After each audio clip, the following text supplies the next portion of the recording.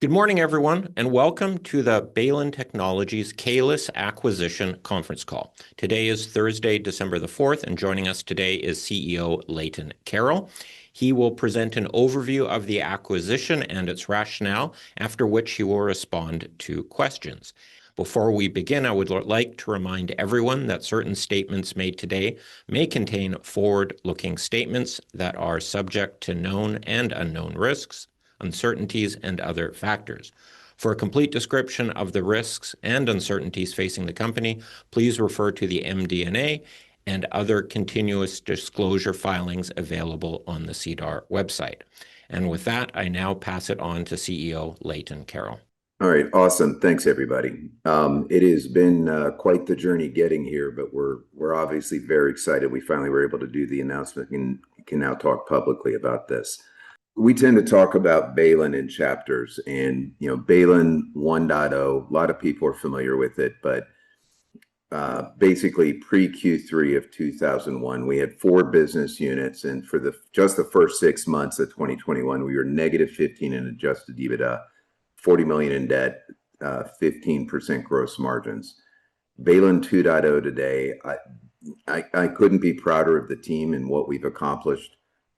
We've divested, obviously, the non-core mobile business. We have sustained profitable growth. We really have our growth engine now in the business, and it's doing well. The debt's been cut roughly in half, and we're running around 43% gross margins. When you just step back and look at that, and then you talk about doing an acquisition, I don't think we would have had the credibility to be able to talk to investors and have them say this is a really interesting business now that's going to get even better if we hadn't achieved kind of Baylin 2.0. To maybe put a finer point on it, and I know a lot of you are familiar, but 2024 we finished the year at 83.6 with 3 businesses, 5.4 positive adjusted EBITDA, and great growth. And really, when you kind of lay out the 3 businesses, the satellite business going particularly into 2025, there was certainly a slowdown. There's a lot of work we do with the U.S. government. You have an administration change, then you have DOGE, then you have tariffs, government shutdown. Not a surprise that the order flow relative to the U.S. government was lower. What's interesting about that is maybe 2 things. One, that gave us an opportunity to really work on restructuring the business, driving out costs, improving our product line. I've always had a philosophy: if you're doing a turnaround or you're restructuring something, you don't just cost cut your way to success. You have to be smart at cutting your costs, for sure. But on top of that, you have to innovate your way to success. And we've launched over really the past 2 years multiple new products, common component architecture, meaning the insides of the boxes are very, very similar across multiple families of products. And the reason that matters: simplifies your supply chain. You can produce more with less people, improves your book to bill, which means you're not holding as much inventory, and all of this drives margin improvement. So 25 has been a journey for Satcom about improving that business for the long term, understanding, made the second point, that defense spending is really starting to go, right? The US is back in a material way, and Europe has woken up like they never have before. In fact, we've reset our European sales strategy, and we're already bearing fruit out of that. So even though 25 has certainly been a challenging year in order flow for Satcom, it's not about where you are, it's about what you're setting up for your future, and I like the direction we're taking that business. The embedded antenna line, very programmatic wins. We win something, we're typically producing it for 3 years, if not longer. We're not rebidding that. And so you have this nice, stable, growing business, grows about 10% a year, good margins, good cash flow, but it's never a business that's going to hockey stick up or down in a material way. It's a business that, to me, is a stability business. It's kind of your foundation layer. The growth engine, and to me, the thing we got really right and really overhauled the most over the course of 4.5 years, is our infrastructure business. When I started, out of the 4 businesses, it was by far the smallest, and it was running around 20 to 25% gross margins as a contiguous business unit. 2026, when I look at the three divisions that we currently have, even without doing an acquisition, just if we'd stayed as we were going to be one third, one third, one third on revenue attainment. And the interesting thing is 2024 was the lowest capital spend year for wireless infrastructure in North America in the last 6. And I would tell you dollar adjusted in the last 10. Our wireless infrastructure business grew 40% last year. We set the budget higher for 25. It is ahead of plan. And it's now, even after tariffs, running around at about a 60% gross margin level. We're delivering a lot of value to customers. We have gotten a very lean, smart cost structure and by the way, that continues to allow us to grow without having to just continue to add staff to do it or continuing to make significant capital investment to do so. So I feel like kind of the foundation of Baylin 2.0 is in a very solid place, and it's allowing us to consider doing other things that I've personally wanted to do since I've gotten here, but we just haven't been in a position where we could. So what is Baylin 3.0? So by the way, satellites, we don't put things in space. We don't make dishes. High power gear that makes that work. Lots of NATO government work. Great example is that picture on the top right here. That's a $3 million purchase order. That's great. We've built 4 of those. It's for a classified US DoD application. There are a minimum of 14 more coming, right? In fact, it's effectively a precursor to Golden Dome. And this type of technology will likely also be used in Golden Dome. Well, if I know there are 14 more coming, do I have the POs? We don't. It's tied to the US government federal spending cycles. We know they're coming, and we don't have to rebid that. We are the standard of this program. This is an example when you get into some of these larger defense-related programs, they just keep going. And you've got a durable business with some real upside. This business I've talked about, it's our stability business. We engineer custom antenna solutions, 14 antennas in a charter communication box. That's a police officer body armor camera. We get chosen when the RF matters, or it's difficult to achieve performance, or it's critical communication. That's kind of our bread and butter. Easy example, if you're a Google Fiber subscriber in the US, you're likely using our gear in your house, in your enterprise. And then this is our growth engine. This is one where competitive differentiation matters. We all know New York City. That is a small cell. We're all familiar with the giant cans. That is a small cell in front of the Empire State Building that's in front of Yankee Stadium.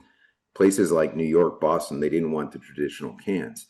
Well, we have a great product in a very different form factor that has been super well received by the wireless carriers. That has allowed us to, as an example, win from Crown Castle, Manhattan, and all 5 boroughs exclusively for small cells. Lincoln YC, the kiosks that are all over the city, that's a different company. That's Bolden. That's us that does the wireless enablement there. These types of relationships and the quality of our products, and by the way, there's a big portfolio of stuff we have behind it, has allowed us to grow nationally with Crown Castle, so that we're one of 2.5 vendors for them for small cells. And in respect to Bolden, it's allowed us not only to do a ton of work with them in the US, it's allowed us to expand into Europe as well. Really cool product. This guy over here is called a HyperFlat, patented. It's a in-building wireless antenna that's hotel room card key thin. Why does that matter? They're installed in MGM casinos, Hilton hotels. They're currently being installed in Disney properties. When the end customer cares about the aesthetics, having something that works well, paintable, skinnable, but you really don't see matters. We sold thousands of those. And then finally, the last piece here is our multi-beams, and this has just been a home run for us. When I got here, this business never really sold into Europe, and we weren't even selling to Rogers, right? We're Canadian, for Lord's sake. The old record for the most amount of data carried by a multi-beam is 30 terabytes. It was set by Rogers in Rogers Center. So if you're in Rogers Center and you look up and you see the roof closed, you'll see kind of a gray rectangle right in the middle of the roof. That's one of our multi-beams. They carried 30 terabytes of data at the Taylor Swift concerts. That's the old record. The new record was set by Deutsche Telekom. They did a trial in the Hockenheimring in Germany for a music festival. They carried 40 terabytes of data. They liked it so much, they reached out and said, we would like to do a press release as Deutsche Telekom and mention your company and the product by name. Of course, we said yes. This brand operates underneath a sub-brand called Galtronics. The Deutsche Telekom press release literally says 40 terabytes of data using one antenna from Galtronics, a Canadian company, their multi-beam product. I was super, super happy because that's a big deal in Europe. They took it a step further, and see if I can bounce over to this real quick. This is actually on our website in our news section, if you guys are able to see it. They produced a YouTube video, a high quality YouTube video showcasing our product. I've been doing this a long time. I've never seen that. If you watch, I love watching it. I've seen it several times, obviously. If you watch it, make sure you have closed captions on with auto translate, but it tells you how powerful what we're doing is and how well it is received. For someone like Deutsche Telekom to showcase us like this, it speaks volumes. Where does this go? Well, guess what? Vodafone saw it, actually contacted us and said, that was really impressive. We saw the video. We've since quoted them. Orange Group, which is a multinational carrier group that's headquartered in France, they got in touch with them. We've quoted them. This is something that has been a game changer for us, and it's driving a lot of growth and a lot of future growth. So when you talk about Baylin and what we are, at the end of the day, it starts really with our customers and our employees. And our employees are all the interface points, but you don't do what we do for who we do unless we're doing it really well. And I'm really happy with our customer list. And the fun part is it's actually continuing to expand, or in other cases, certainly continuing to deepen. So Baylin 2.0 is really kind of a neat company. I'm super proud of the team. The question is, how do we become Baylin 3.0 and really change the game? So this is the proposed acquisition of Kaelus. On Monday, we announced we signed the purchase agreement to acquire them. They are headquartered in Sweden with operations in the US, Finland, Australia. They have a sales guy in India, and they certainly have a manufacturing facility in China, ironically in the city adjacent to where we have one. Acquisition basics, it's 42 million Canadian for the transaction. 63.5, 36. The 63.5 is a little misleading, so I'm going to come back to that. Significant cross-selling and upselling. There's some obvious opportunities on synergies and margin expansion. That's been part of Baylin's bread and butter, is in particular margin expansion. We see great opportunities there. As good as Baylin 2.0 has been, our leverage ratios have still been running around 4 times, right? We're going to be low 2s in 2026 with this transaction. How do we know we got this right? Well, maybe a couple things. So one, personally, this will be my 18th transaction over the course of my career that I've been involved in. I am personally very picky, and we are very programmatic in how we approach these. And what I mean by that is not just how we figure out who we want to buy, how we want to integrate, how we want to go after something in the market where we see creating value.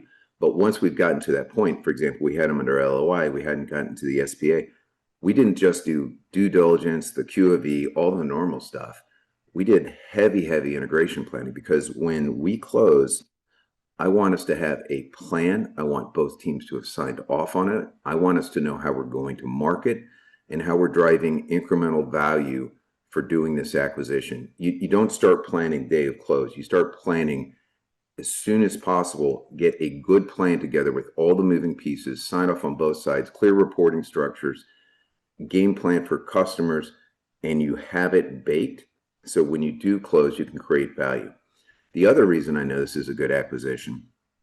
So Kaelus has been around certainly for a long time. Their chairman is a super good guy, but he's 79 years old. Between him and a venture capital fund in Sweden, they were the majority owners. Well, the VC fund has wrapped. This is their last asset. They are tired of doing regulatory filings, accounting, taxes. They need to wrap. So they needed to sell. We got this at a very reasonable value on 2024 adjusted EBITDA. And since we've had them under LOI, their order book has really expanded. They have 28 million in backlog. That is a huge record for them at the end of Q3. This is a good place for us because in combination, our two businesses, we are way north of 50 million in backlog going into the new year. That's a cool place to be. So kind of the punchline and the vision for where we're going is we're going to be approximately 140 million in revenue in combination and 16 million in adjusted EBITDA. Now I'm going to expand on that slightly. As I go through this, what do they do? So if I look at my infrastructure business, and this is really about doing an acquisition that ties in to where our growth engine is and what we're doing, in my opinion, really well. Our infrastructure business is great at several things, right? We have in-building wireless antennas, outdoor small cells, stadium antennas, and then multi-beams. I didn't say cell tower antennas. Cell tower antennas have been around for a while. There's lots of people in that space. But what's interesting is, we chose not to go after that unless we saw a way to drive real competitive differentiation and value. It's part of why we just focus so hard on multi-beams. They actually went after that market and created their own competitive differentiation. So, for example, if you're AT&T and you just bought the EcoStar Spectrum, a typical playbook is to install a new antenna and radio on a tower. Well, this is a good picture of it. This kind of horizontal area vertically on a tower is called a rad center.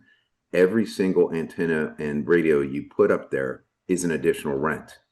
Okay, because it's the individual space on that. If that rad center is full, you have to get into an adjacent rad center up or down. That's even more rents. They've created a technology where you can effectively have antennas stacked front to back in the same footprint on a tower structure. Why does that matter? It saves carriers costs in rents in a very material way. There are only 3 companies that have this quote unquote transparent antenna technology. And when you think of it, it's Amphenol through their acquisition of CommScope, it's Huawei, and it's these guys. Well, one thing I know about wireless carriers, let's talk about, North America, Canadian, US, etc. Europe is another great example. They like supplier diversity for a key technology, right? It's important to them. Well, I'm pretty sure Huawei is not selling in the US. This is a really interesting place. This business, by the way, relatively new for them. How do I know it's real? I met with them probably two plus months ago in one of our integration planning meetings, and their CEO and their head of sales came in, sat down, and they handed me a piece of paper. It was a purchase order from T-Mobile in the US for 4.8 million. Obviously, they've got real credibility, and to get a purchase order of that magnitude from a tier 1 in the US, you actually have to have something that really works. Now, here's maybe where it gets interesting. Significant cross-selling and upselling. Currently, for this type of product and many of the others, they sell to T-Mobile. That's it. We sell to AT&T, Verizon, T-Mobile, Rogers, Bell, Telus, AT&T Mexico, Telcel. And by the way, it keeps going when you start to talk about Crown Castle, American Tower, SBA, Bolden, Boeing. You get the idea. So we see an obvious cross-sell opportunity that we already have great status and a great reputation with all of these carriers. We can bring this product in to the portfolio and now have something that is additionally, like much of Galtronics, competitively differentiated and adding value for carriers. Another kind of interesting point is margin expansion. This is one that there's going to be the obvious stuff that you work on, operational synergies. Are they using systems correctly? What can we do with supply chain? The layup for margin expansion to me is tariffs, right? Well, if we believe the U.S. market is going to be a good market for them, One of the things I am keenly aware of is what the tariff impact has been in our business and how hard we worked on tariff mitigation and planning around that. My infrastructure division, as you know, we manufacture in China, we ship a ton to the US. Our margin impact for 2025 has been 6%. That's huge. That's through multiple things that we did. I actually will coach CEOs on some of the things that we did, particularly around transfer pricing. We worked with RSMs, our auditors, to make sure it was durable, auditable, clean, and it's worked. You know, when we're running around 35, I mean, Lord, we were up at 145 at one point, only to have a 6% tariff impact to your growth engine business. That's first of all, I'm proud of the team, but secondly, I know they don't do some of the things we have done, and that's an obvious margin expansion opportunity. All right, I'm going to move to the right. Cell tower synchronization. You know, everything's data packets, right? People drive between cell towers all the time. Data packets, even on this call here, as you know, they're being reassembled. There are timing stamps involved. Having a GPS or GNSS antenna on these towers is very normal. You can see the picture where it's once pointed out. They are one of two vendors for Nokia and one of three for Ericsson. Effectively, it means when those two companies are selling, these guys are selling in a proportionate way. Well, there's even another place here that I think is interesting. Unfortunately, because of the situation in Ukraine, Russia has been trying to interfere with just about every network in Europe they can get their hands on, and that includes GPS and GNSS. These guys created a derivative anti-jamming technology for GNSS antennas that has been super well received. In fact, both Nokia and Ericsson have tested it, passed tests, great performance. Take it a step further, I want to say it was 3 weeks ago, Ericsson outfit an SUV, packed it with Ericsson gear, and put one of these anti-jamming GNSS antennas from Kaelus on the top, and they demoed it to multiple NATO military organizations. We see that as a very interesting place, but I think there's almost a bit of myopia here. Kaelus, for as good as they are, they're hardcore telecom guys, right? And they've tended to focus strategically on very specific carriers as opposed to broader carriers, and they have focused on the OEMs. And by the way, it's been a good strategy for them. The ecosystem's much broader in telecom, and by the way, the technology I just talked about, we see applicability in other verticals. That's something I'm excited about exploring for our future to drive further growth. Now, I mentioned myopia for a second. I think that's interesting about the next business. So RF conditioning, it's filters, converters, combiners, amplifiers, things that are used on all types of cellular installations. As I was explaining to my chairman when I was first looking at this business line, this is a boring business that makes money. It's just stable cash flows, great margin profile. Boring makes money. I love boring makes money. This is another foundation business, right? And the more of those businesses that are the quote unquote boring makes money, you just know you've got your basis underneath you, your foundation, and then you just keep going at the places where you can drive growth and value in some of your other areas. Well, what's interesting is when I talk about this, they sell to, you know, wireless carriers and they sell to the OEMs, right? And they don't sell to all wireless carriers, certainly. Well, just let me take North America as an example. The wireless ecosystem is much broader, right? As I mentioned, we sell to Crown Castle, American Tower, SBA, Boldyn, Boingo, etc., right? Shared access, Cellnex in Europe. None of those are wireless carriers, and yet they buy antennas from us. Well, the interesting thing is everybody who buys antennas are the same people in the same organizations who buy those types of products. It is a super easy cross-sell play for us where we see in a business with a really nice margin profile, we can drive value to shareholders and drive value to the company. Final business, test and measurement, been around for a long time. Anytime you manufacture wireless gear, anytime you are deploying wireless gear, test and measurements involved, right? In fact, if you go to our facility in China, we use Kaelus gear in the manufacture of our products. When we send a new antenna to Verizon for certification in their test lab in Texas, they're a 100% Kaelus shop. So Kaelus has really good products, a great brand. This again is not going to be a hockey stick up or down business. Maybe the only interesting thing that we're seeing is, as unfortunately there's been this bifurcation of Western and Eastern economies, a lot of Western wireless operators, wireless companies don't want to use Chinese company-owned gear, right? Well, if you're talking about Western companies that do this type of test and measurement, it really leaves Rohde & Schwartz and Ritsu.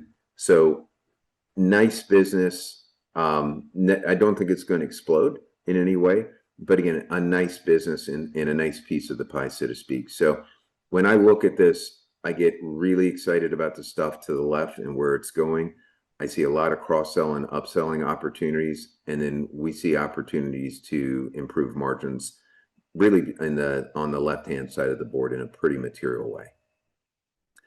Customers. So as proud as I am of my customer role, you'll note they have different customers in large measure than we do. This is a good thing. It creates a nice overlap. So where does this go and how do we get to these numbers? Well, Baylin, we're trending at about 5.1. I've guided that way all year, looking to try to beat that. But SATCOM down, infrastructure growing and filling the gaps. If you just take their expected 2025 performance and our 25 performance and overlay them, you're at about 14.2 in adjusted EBITDA. Okay.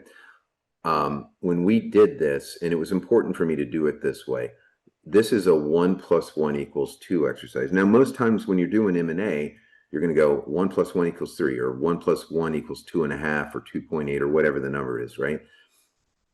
Just when we do budget and planning and talking to both teams, I'm like, I want planning like this transaction is never happening. Let's go out and I want to set a basis. And by the way, the expectation is both growing and you got to hump it to get there. So 141, 15.9 on the bottom line. This is kind of the baseline view. This is, by the way, as we've talked to our prospective new lender, they're like, are you sure? That's bananas. That's triple your current adjusted EBITDA. We're like, we're sure. This is a good number, right? And the point of this is, I want us to do better than this in a material way. I want us to be on the back half of 2026 and be materially higher than 15.9. Why would we do that? So one, Baylin has not had the best history with acquisitions. This is our first as Baylin 2.0 under the new leadership. And I want this to work. I want us to prove ourselves. And by the way, I want this to exceed expectations because I think the stock can have a material re-rate later. And by the way, I'm personally invested and personally incented as our employees. I want everybody to do well, certainly our investors. I do believe these numbers are completely attainable. And like I said, to be honest, I want to crush these numbers if I'm able to, if we are able to, excuse me. Let me talk about the deal framework. And this is where I revisit the 63.5 number. So 2024 was kind of a low watermark year for them, but they needed to sell. We're getting it at 4.7 times 2024 adjusted EBITDA. That is a great multiple for a business like this, particularly given what I've shared about backlog and the product pipeline that these guys are developing. 63.5. So when we were first negotiating this, it was supposed to be a 50% cash, 50% stock deal. In kind of the 10th hour, the VC fund came and said, we can't do stock. It's not going to work for us. I don't want to deal with brokers, and I don't have an appreciation for capital gains tax rules in Sweden. So it's like, okay, let's figure out a solution to this. And the answer was, at close, it's 50% in cash, 36.5% in stock. The VC fund owns approximately 27%. The remaining 13.5 that they were supposed to get in stock, it is going to be funded over 26, most likely from cash from operations. This allows us to actually lower the dilution in the stock for executing the transaction while being very cash efficient and close. So kind of a neat thing on this is how the final numbers are playing. So on the equity raise side, our goal is 10 million to fund the transaction. We've been partnered with Paradigm Capital to make that happen.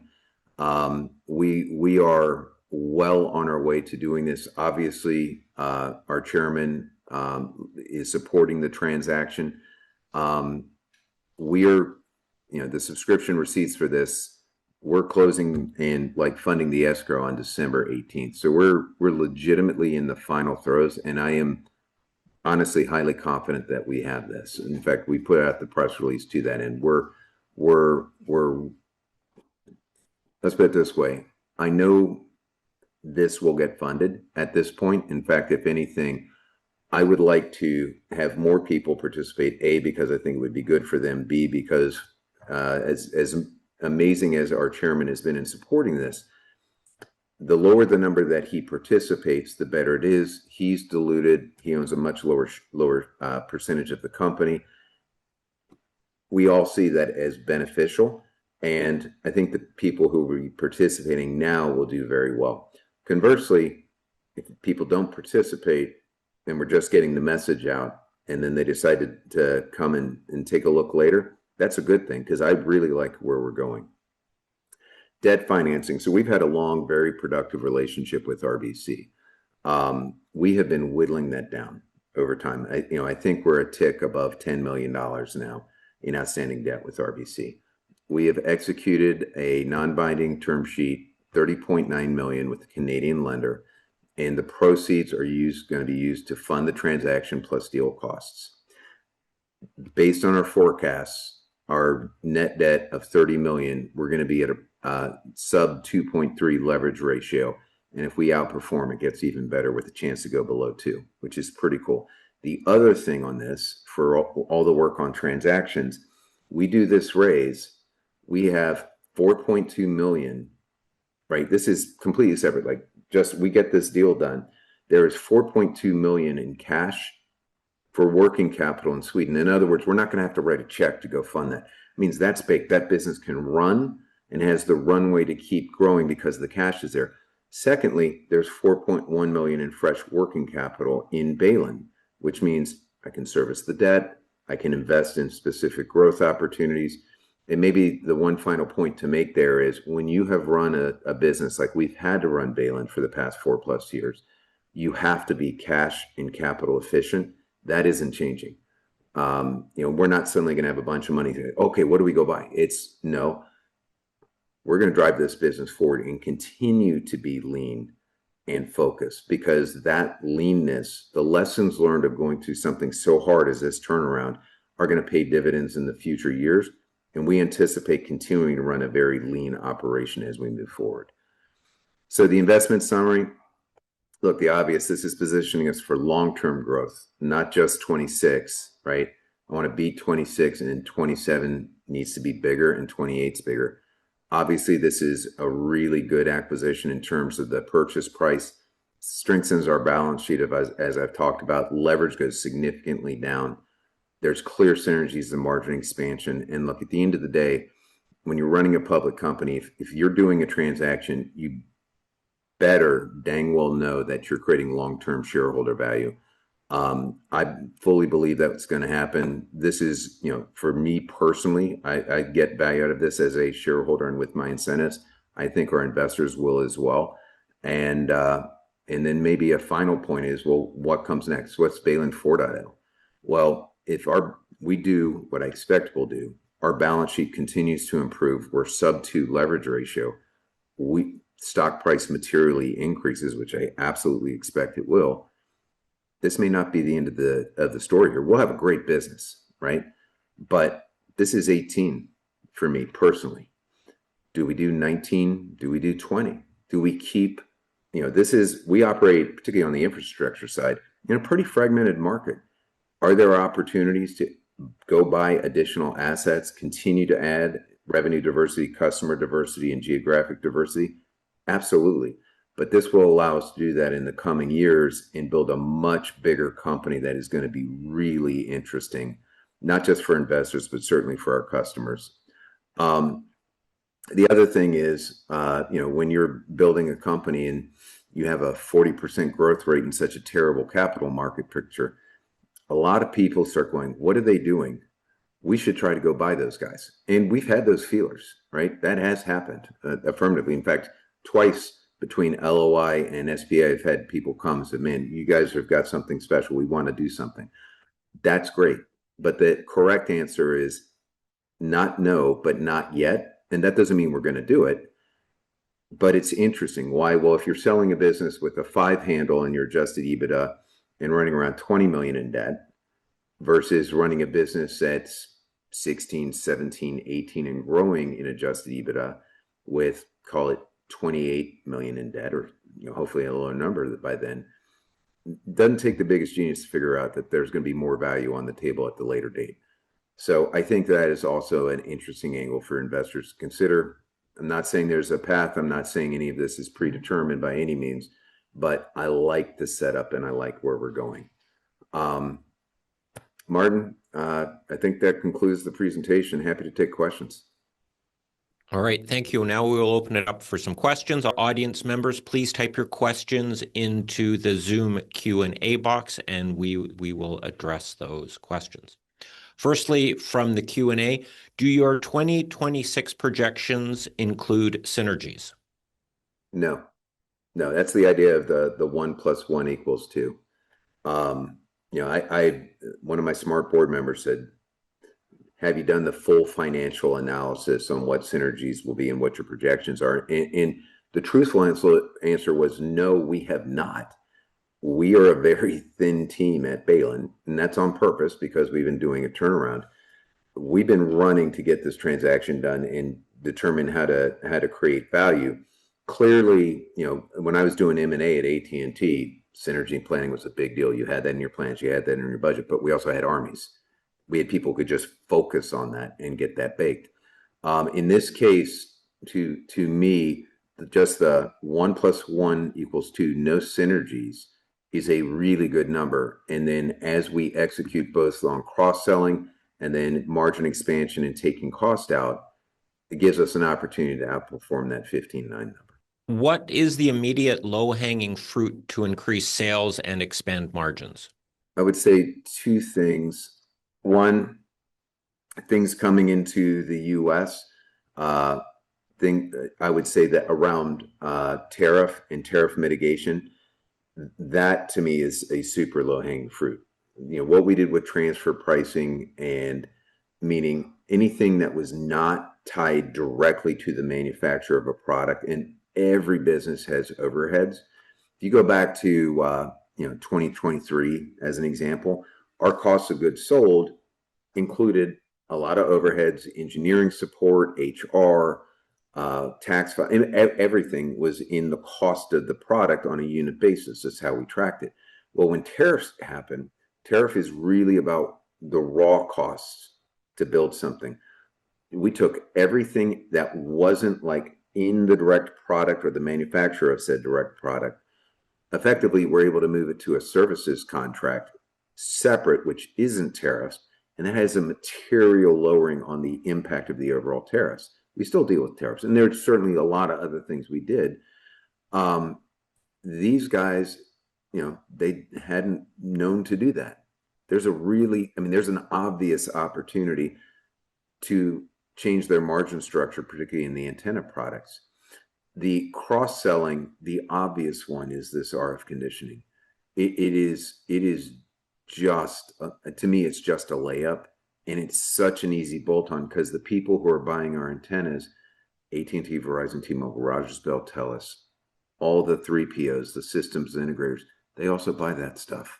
We already have great relationships with them. That is so obvious and so easy, it's not even funny. And by the way, there's more cross-selling opportunities we've identified, but from like the let's get after it right now and add this conversation, these are the ones that just flat stick out and are obvious. Right.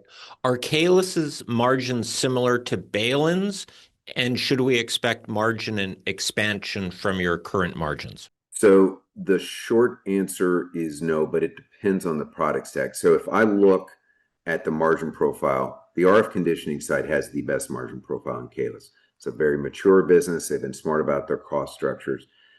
If I look at their cell tower antennas, now cell tower antennas, you typically aren't going to make the level of, we're with what we do really well, I've talked about some of the great margins in our infrastructure unit.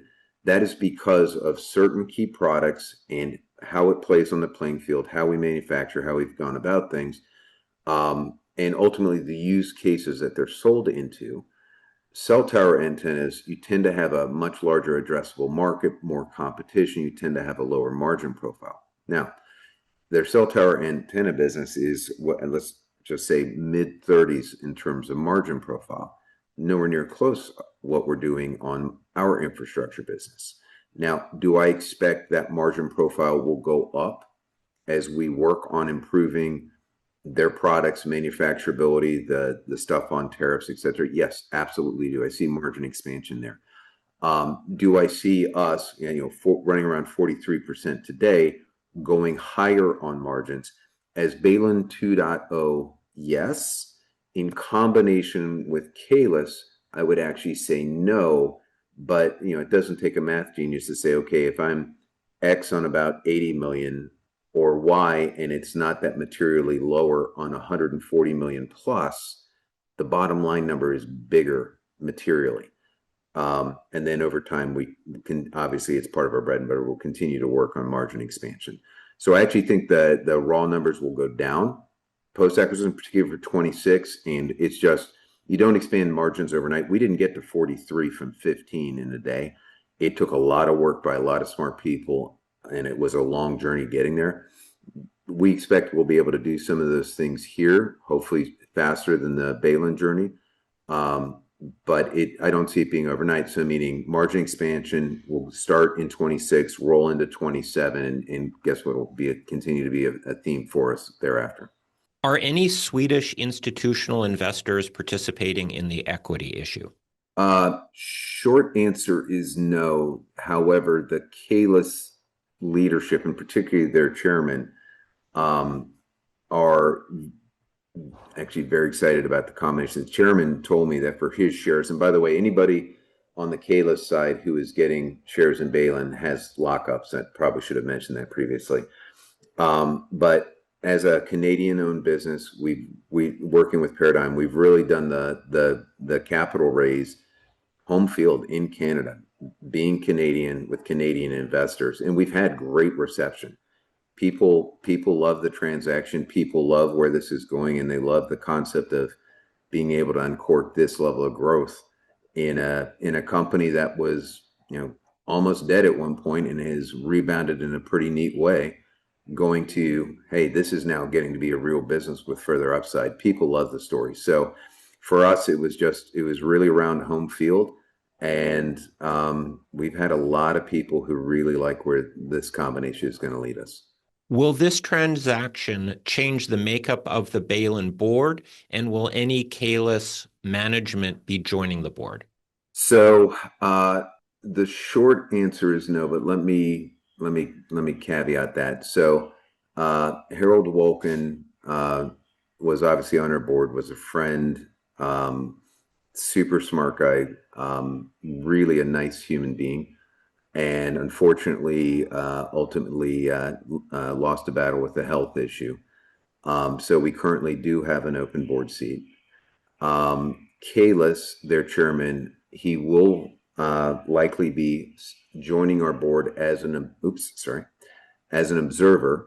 That allows us to have the opportunity to, in effect, vet him. If you think about when the Chief Technology and Strategy Officer of Mavenir joined our board, that wasn't a quick process. I talked to a lot of executives, very experienced executives, before we landed on someone who we thought was really going to be interesting for Baylin's board, and brought Bajoy onto the board itself.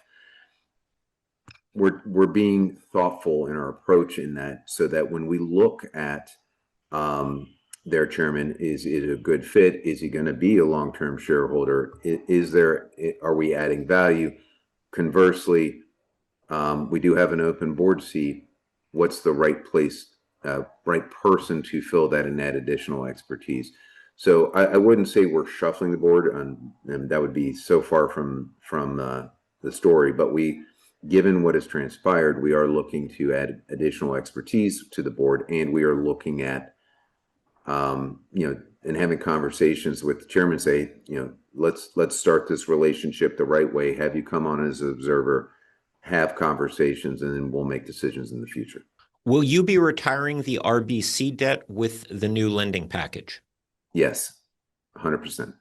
Are there any duplicated or overlapping technologies or products that need to be rationalized? No, it's kind of a neat story here. So if you go to the Kaelus website, you will see they say they have a small cell platform. They have not invested in their small cell product line, if not in 2 years more, right? I think it's actually probably they haven't invested in it in 4.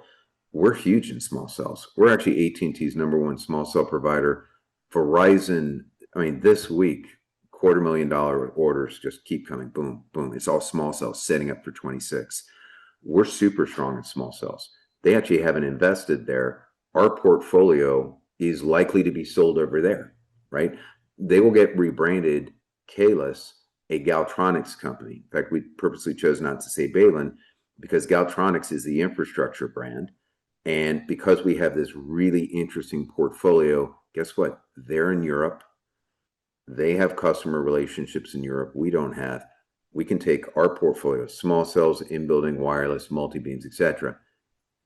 Kaelus guys, you are now selling a combined portfolio, including all of this and these other great products that we've engineered in Canada across your customer base, with the expectation you're going to grow your customer base and penetrate your existing customer base even further, given the diversity of products you now have. So the only thing that would appear redundant from the outside would be small cells, and it's actually not. Where are we in the wireless telco infrastructure spending cycle right now? Where in that CapEx cycle are we? It's a great question. So I'm gonna put a little historical context on this. So keep in mind I'm walking in the door mid-year 21. My last business that we ultimately sold to Mastech, we had great growth years in 19 and 20, and that's all 20 is really the start of COVID. 21 was a big year in wireless. 22 was a big year in wireless. Well, we're doing a turnaround. We didn't have the products. There were a lot of things, in my opinion, strategically that were not thought through well, and the go-to-market wasn't where it needed to be. Customer relationships weren't where they needed to be. We weren't in a position in 21, 22 to really go after a lot. So what drove that, right? So 21, huge COVID spending, right? Network usage changed where people were using it. Number 2, particularly as you're getting to 22, C-band, right? And particularly in North America, the wireless carriers had acquired C-band from the satellite guys, and then that spectrum needed to be cleared, and it was being cleared by the satellite guys. And as it was cleared, Verizon and AT&T started to deploy. That ran through 23, and then it ended, right? There's still C-band deployments, but the big tranche going through is that. Then you throw on top of that T-Mobile by Sprint. So what are they doing? Huge capital investment, all these assets, integrating it, decommissioning certain cell towers, adding spectrum to existing infrastructure. So you've got kind of this perfect storm, 22 to 23, of a lot of capital spending. Why was 24 such a low spend year? Where T-Mobile just got done. They just did the Sprint acquisition. AT&T and Verizon just spent a lot of money on C-band. And by the way, they're not stupid. Particularly AT&T and Verizon have big fiber networks. And if you know anything about telecom, 25 and 26, particularly as we're going out, now it's since changed a little bit given the administration, but BEAD funding, it's the Broadband Equity Access Development Fund, was coming. It's billions of dollars for fiber in rural America. Canada has similar programs or similar stuff in Europe.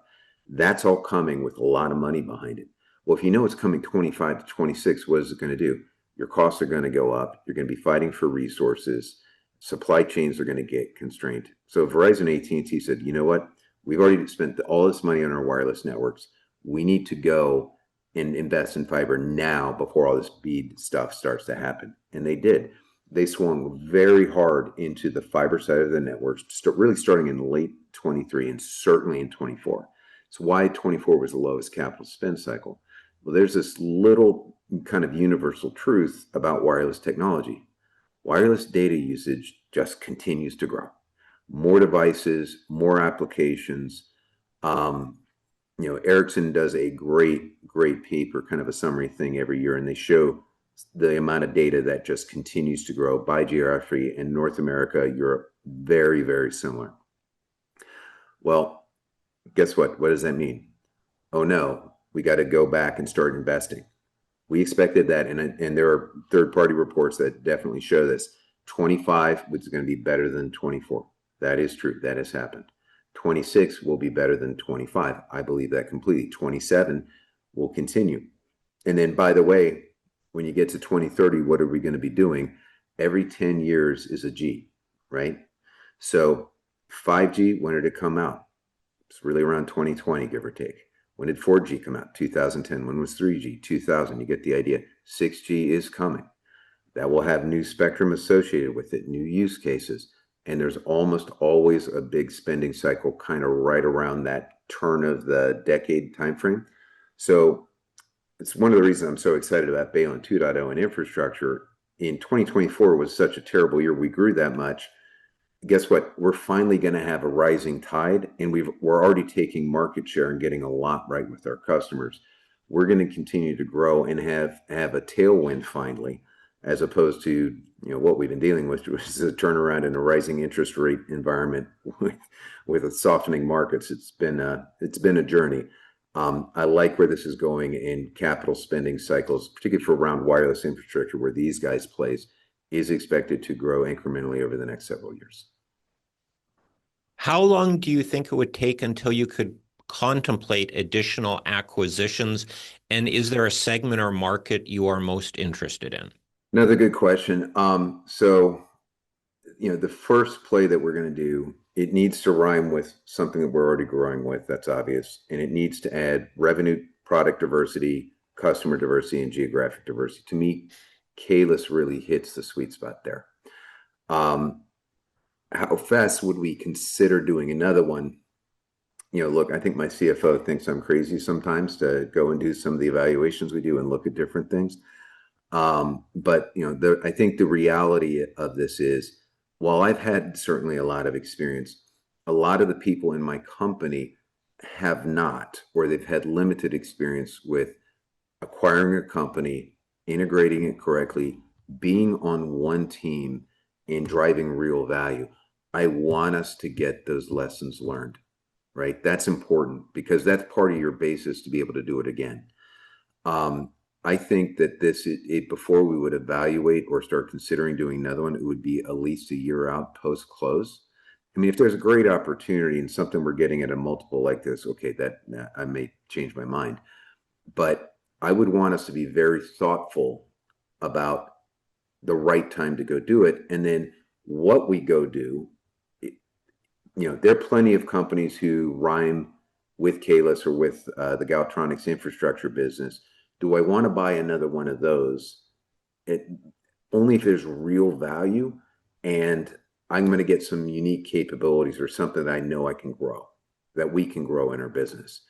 Conversely, it's kind of ironic, running an RF electromechanics OEM. I have a computer science background, right? I was a kid writing software at the age of 12 because I thought it was cool. It wasn't cool. Are there opportunities to add software components into Baylin? Are there opportunities to drive recurring revenue elements into Baylin over the long term? I'm going to be interested in looking at those, but finding the right ones, that's easier said than done. But that in the long term, I think that will be something that we'll be exploring. There are plenty of opportunities for growth in the antenna business. Do you have plans to grow the RFC and the T&M sectors? So test and measurement is the one that I'm not sure is going to have a ton of growth to it. The RFCS, the obvious play is the breadth of customer penetration, right? When I come back up to, whoops, I went the wrong way. Good job, Layden. here, right? You know, they're selling, RF conditioning, they're selling to T-Mobile. They do sell a little to AT&T, barely anything at Verizon. They certainly sell to Telstra. They sell to Telstra, not Telus. They don't sell to Crown, American, SBA, C Spire, Exonet, Bolden, Boingo, Maztec, Black and Veatch, Shared Access, Cellnex. Um, there's a lot of other companies that I haven't mentioned that are much smaller, but there's tons of them that we do business with. I think the growth on the RF conditioning side is really through just traditional cross selling and upselling a combined product line.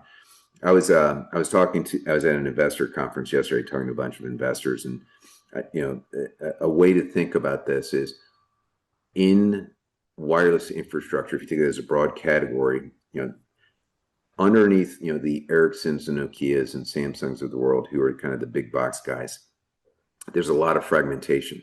There's a lot of companies who do one or two things, right? It's really when you get to like an Amphenol, that Amphenol can go into a wireless carrier and say, we have antennas, we have small cells, in-building wireless, we have stadium, we have macro antennas. Oh, we have filters, right? We have synchronization solutions. This combination, when you add this type of product line onto our infrastructure business, we start to look like Amphenol, granted at a smaller scale, their wireless division. Why is that interesting? Well, wireless carriers like fewer suppliers who do well for them because they don't want to have 1,700 different contracts.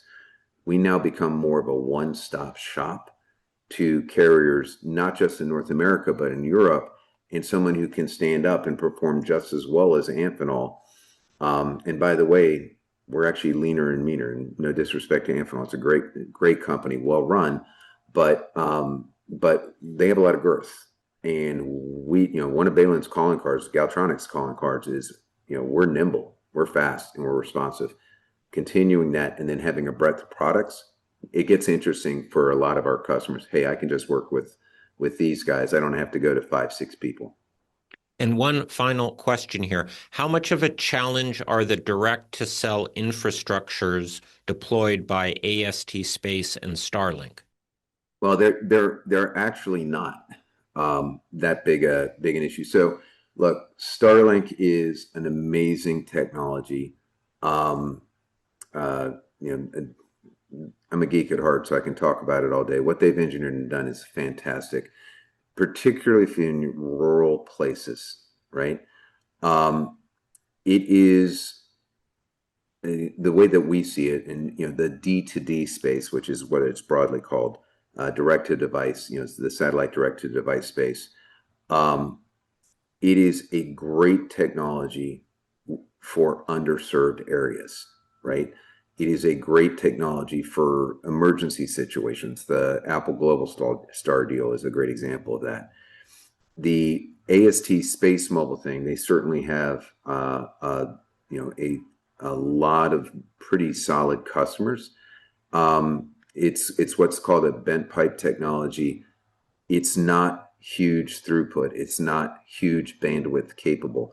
Starlink, as great as they are, it's their spectrum is not getting in all these buildings or facilities. It's just not.